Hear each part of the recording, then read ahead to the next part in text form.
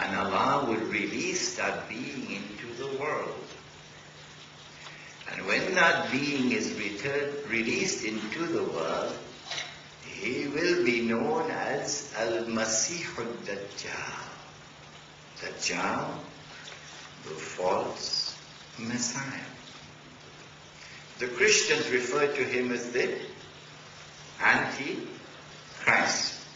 We will not use that terminology. We'll use a more appropriate terminology, namely the false Messiah. Dajjal will have as his mission that he would have to impersonate the true Messiah. And in the process of impersonating the true Messiah, he would deceive the Jews. But he's also going to attack all of mankind, including Singapore.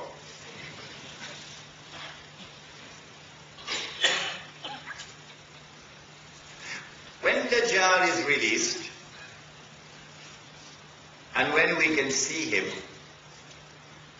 Dajjal, the false Messiah, will appear as a human being,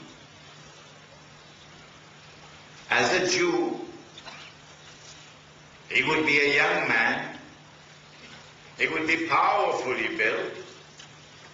He would have curly hair, and I'm not going to say anything about his eyes.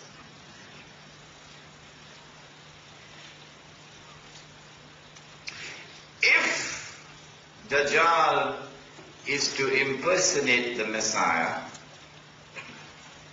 it follows therefrom, listen carefully, in order for him to convince Banu Israel that he is indeed the Messiah, the first thing that he'll have to do would be to liberate the Holy Land for the Jews. Then they'll be convinced. The second thing that he'll have to do would be to bring the Jews back to the Holy Land. Then they'll be convinced. The third thing that he'll have to do would be to restore a state of Israel in the Holy Land. Then they'll be convinced. Golden Age is coming back. The fourth thing that he'll have to do would be to cause that state of Israel to become the ruling state in the world, and someone should tell this to George Bush. Because he doesn't know anything about it. It would do the President of the United States of America a lot of good if he could sit down and listen to this lecture. And then when the state of Israel has become the ruling state in the world, then Dajjal must rule the world from Jerusalem in what would appear to be a rule which is eternal, and therefore the end of history.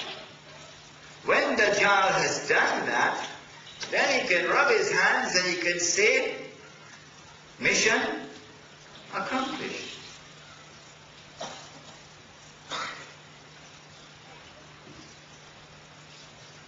The Prophet ﷺ, after the change in Qibla, suspected that the Jewish boy in Medina was Dajjal. He took Umar radiallahu ta'ala anhu with him. You know Umar? You know Umar radiallahu ta'ala anhu? Huh? About whom he said, if there were to have been a prophet after me, it would have been him. But there is no prophet after me. So he took Umar with him to go and question this Jewish boy, whose name was Ibn Sayyad. And having questioned him, the boy was rather impertinent in his answers. So Umar was annoyed. He said, "O Messenger of Allah, give me permission, I'll cut off his head." Today, of course, they see the terrorist. That's their polluted thinking. The Prophet said, "No, Umar. If he is Dajjal, you can't kill him. And if he is not Dajjal, then it would be sinful to kill him." Implicit, therefore, in that answer is that the possibility exists that he could have been Dajjal, and therefore the Dajjal was already released. Dajjal is already released. In the lifetime of the Prophet ﷺ, after the change in Qibla. So the door is closed now for Banu Israel to earn mercy. Now we come to perhaps the most important hadith of the evening. When we address the subject of Dajjal, inshallah, on Wednesday night at Masjid Abdul Halim Siddiqui, we'll deal with the subject in greater detail. But listen to this part of the subject now. He said, sallallahu alayhi wa sallam, when Dajjal is released, he will live on earth for 40 days.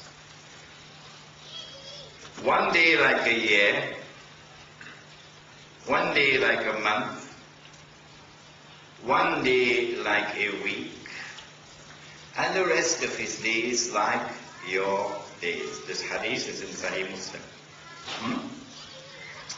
Okay. And so at the end of his life on earth, his day will be like our day. And so he will be in our dimension of time. So we'll be able to see him, a Jew, a young man, powerfully built with curly hair and so on.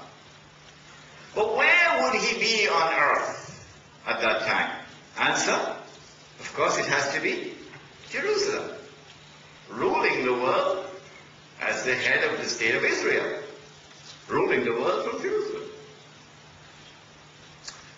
Where would he be when he's released on earth? In a day which is like a year. Question 1. Question 2. Where would he be when his day is like a month? Question 3. Where would he be when his day is like a week? I tell you, not even the University of Singapore could answer that question. Do we have answers to these questions? Yes, praise be to Allah, who sent Muhammad alayhi salatu wasalam, who has given us the answer to question 1. And that answer helps us to answer question 2, and that helps us to answer question 3. So now sit down and relax.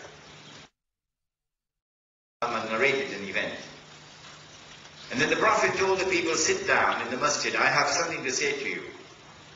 Tamim ad-Dari came to me and told me something about Dajjal which confirms what I've been saying to you. So this is true. And then the rest of it comes out of the lips of the Prophet himself.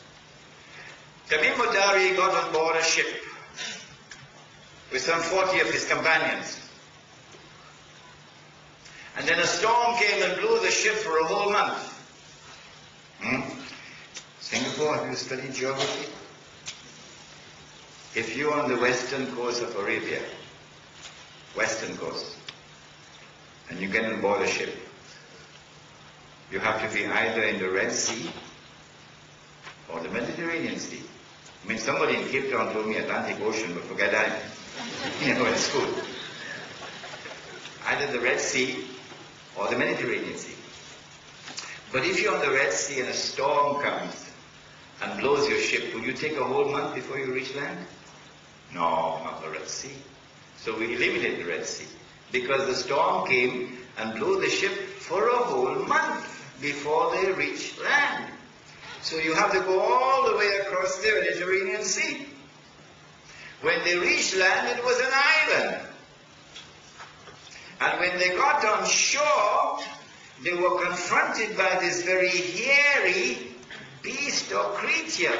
So much hair on the body of this creature, you couldn't tell which side was head and which side was tail. Like sometimes in Lower Manhattan, you can't tell who is a man and who is a woman.